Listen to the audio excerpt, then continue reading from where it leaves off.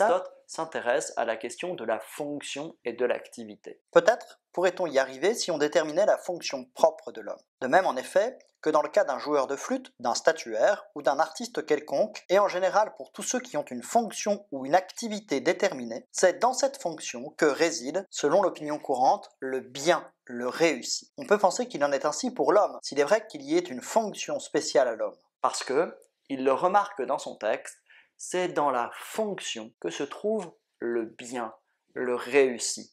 En effet, lorsqu'on exerce sa fonction, on peut juger du résultat qui est réussi ou raté. Mais c'est toujours par rapport à ce qu'est quelque chose. Ainsi, Aristote montre avec des exemples, dans une induction, le flûtiste, le statuaire, un artiste quelconque et dans n'importe quelle activité, que c'est là qu'on trouve le réussi. Le flûtiste a-t-il réussi à jouer sa partition avec émotion et justesse?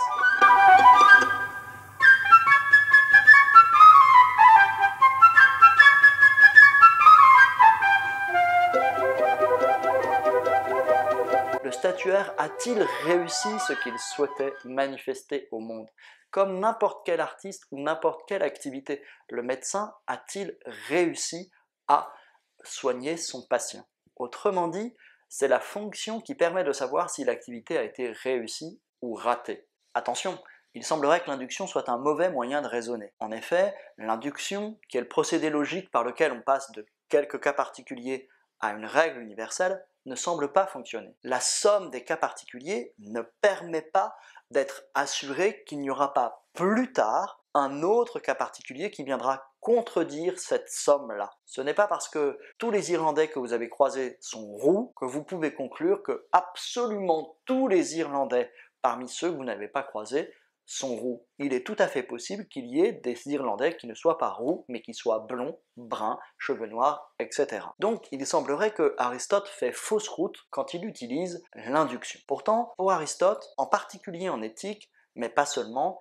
l'induction est un bon moyen de raisonner. Mais cela signifie que pour lui, l'induction n'est pas simplement une accumulation de cas particuliers. Les cas particuliers ne sont là que pour nous faire comprendre quelque chose. Ici, la notion de fonction.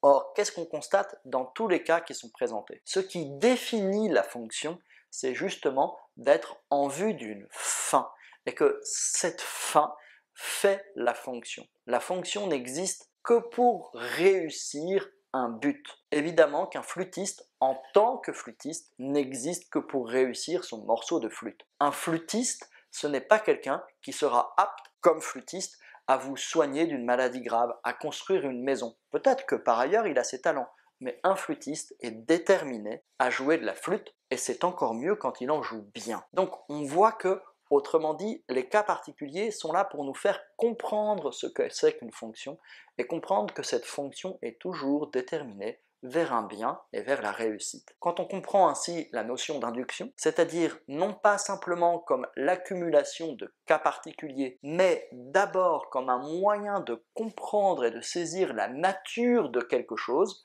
ici la nature de la fonction, alors on peut considérer que c'est un moyen de raisonner qui est acceptable, et le réussi, c'est le bien. Or, comme Aristote a défini le bonheur comme étant le bien, si on trouve le bien, on trouvera le bonheur. Si le bonheur est un bien et que le bien se trouve dans la fonction, alors on comprend pourquoi Aristote se pose la question de la fonction de l'homme. Maintenant que nous avons compris pourquoi c'est dans la fonction que se trouve le bien, il s'agit de savoir si l'homme a une fonction. De la même façon, Aristote procède par induction.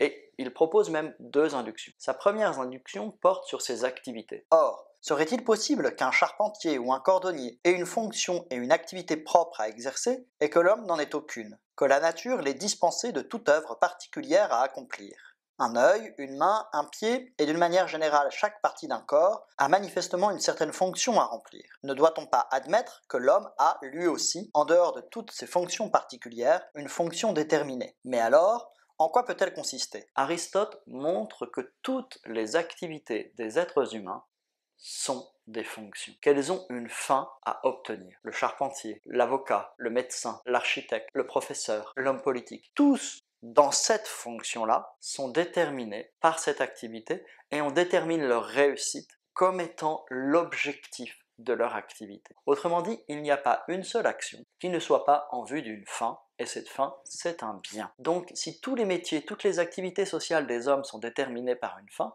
pourquoi l'homme lui-même n'aurait-il pas de fin? Mais là, il y a une objection très profonde à faire pour Aristote. En effet, qu'est-ce qui fait que ces activités artificielles inventées par les hommes, souvent avec une fonction sociale, disent quelque chose de la nature de l'homme? Ce n'est pas la fonction du charpentier qui nous intéresse, ce n'est pas la fonction de l'avocat qui nous intéresse, c'est la fonction de l'homme comme être humain, c'est la fonction de l'humanité. Or l'humanité, elle n'est pas artificielle, l'homme ne se reçoit pas de l'homme. Au contraire, l'humanité est quelque chose de naturel. Ce qui vaut dans l'art, vaut-il dans la nature? Aristote, vous le comprenez, affirme que la nature ne fait rien en vain. Et c'est pour ça qu'il propose une deuxième induction. Cette deuxième induction ne repose pas sur les activités des hommes, mais elle repose sur les parties, sur les organes de l'homme ou de n'importe quel être vivant.